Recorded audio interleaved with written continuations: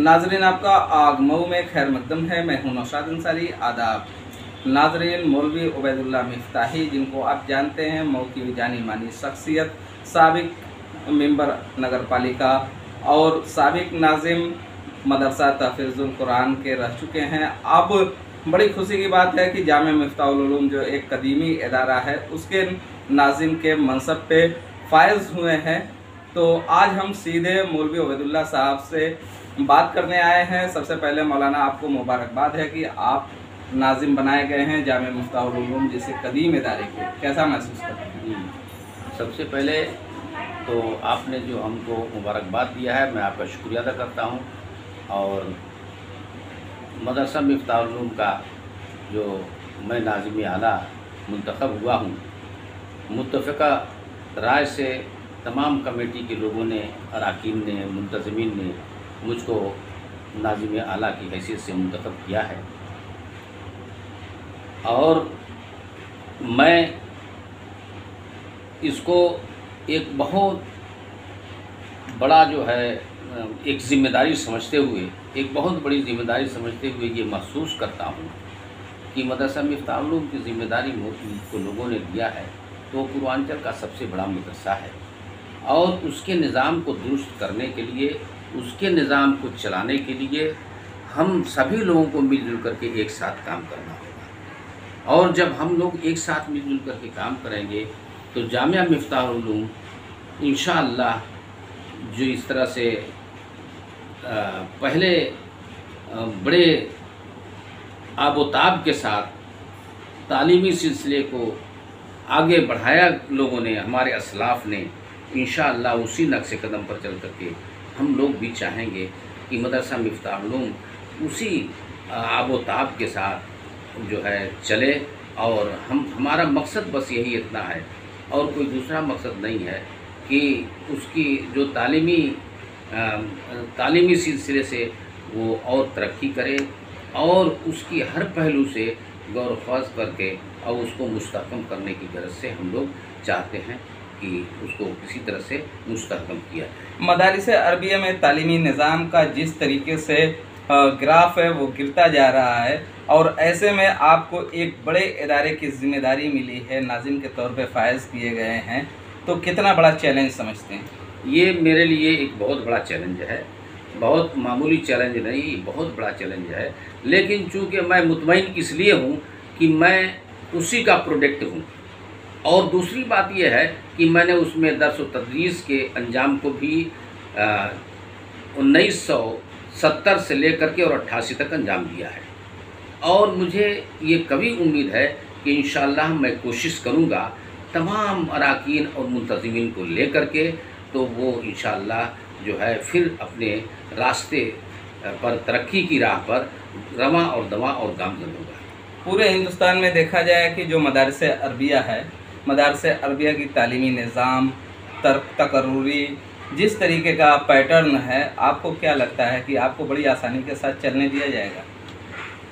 देखिए, आसानी से चलना न चलना ये अलग बात है, लेकिन हमारी तरफ से कोई ऐसा काम नहीं किया जाएगा जो गवर्नमेंट के मानक के खिलाफ या विरुद्ध हो। मैं हमेशा ये चाहूँगा कि गवर्नमेंट का जो मानक है, गवर्नमेंट का जो दस्तूर अमल है, उस पर अमल करते हुए हम लोगों की नियुक्ति और तकर्रुरी करें, और फिर उसके बाद अगर गवर्नमेंट का जैसा भी आदेश आता है उसका पालन करते रहें। गवर्नमेंट की बात आपने कही तो गवर्नमेंट ने एक बात उठाई कि MTET मतलब मदरसा एबिलिटी टेस्ट कराने की जो बात कर रही है, लेकिन उससे पहले मदारिस के बीच, मदारिस अरबिया के दरमियान जो लोग नुज़मा हैं, जो उसके अरकान हैं, उनमें बड़ी बेचैनी पाई जा रही है। और जल्दबाजी में हमारे ज़राए से हमें ये मालूम हुआ है कि जो नाजिम हैं वो मुस्तफ़ी हुए हैं, कुछ मेंबर मुस्तफ़ी हुए हैं जो अपने बच्चे को तकर्रुरी दिलाना चाहते हैं। देखिए, ये तो गवर्नमेंट का एक वसूल और ज़ाब्ता है कि अगर कोई अपने लड़के को रखना चाहे, अपने भाई को रखना चाहे, अपनी बहन को रखना चाहे, तो उसको बगैर मुस्ताफ़ी हुए उसकी तकर्रुरी और नियुक्ति नहीं हो सकती। नहीं, तो सवाल ये है कि फिर अगर किसी की एबिलिटी है, कोई क्वालिटी वाला है, तो अपने बच्चे को रखने के लिए उसकी क्वालिटी को तो कहीं ना कहीं खत्म करना पड़ेगा। नहीं, देखिए, मैं तो इसका मुखालिफ हूँ। मैं ये चाहता हूँ और मेरी अपनी ख्वाहिश है और मेरी अपनी सोच है कि नियुक्ति के मामले में तालीमी मयार को बुलंद करने के लिए इंटरव्यू किया जाए और इंटरव्यू में जो लोग आते हैं और ईमानदारी के साथ जो लोग इस लायक हैं उनको रखा जाए, ताकि जो लड़के आए पढ़ने उनका मुस्तकबिल रोशन हो। ना इश्तेहार तो दिया जाता है, इंटरव्यू कराए जाते हैं, लेकिन इसमें हमेशा आप भी जानते हैं कि जहाँ तक सवाल है टेस्ट कराने के, इंटरव्यू होने के, तो तकर्रुरी से पहले ये इश्तेहार दिए जाते हैं, टेस्ट कराए जाते हैं, लेकिन हाथी के दांत कुछ होते हैं खाने के और दिखाने के कुछ। कितना फ़र्क समझें?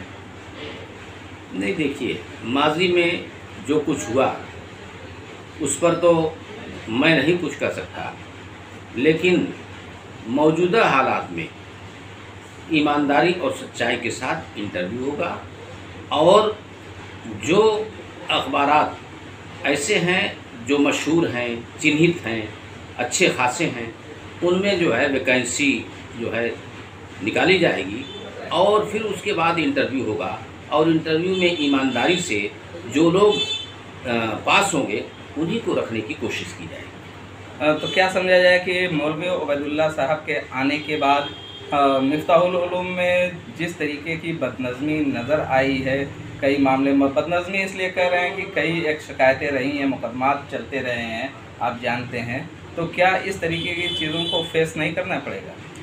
बिल्कुल, मैं इसमें यकीन रखता हूँ कि जो भी तनाज़ा हैं आपस के, उस तनाज़े को ख़त्म करने के लिए मिल बैठ कर के बात करने ही से वो तनाज़ा ख़त्म होगा और फिर सारे मुकदमात इंशाअल्लाह ख़त्म हो जाएंगे। तालीमी मेयार की हम बात करते हैं, जिस तरीके का जामे मिफ्ताहुल उलूम का रिकॉर्ड रहा है, माजी बड़ा रोशन रहा है।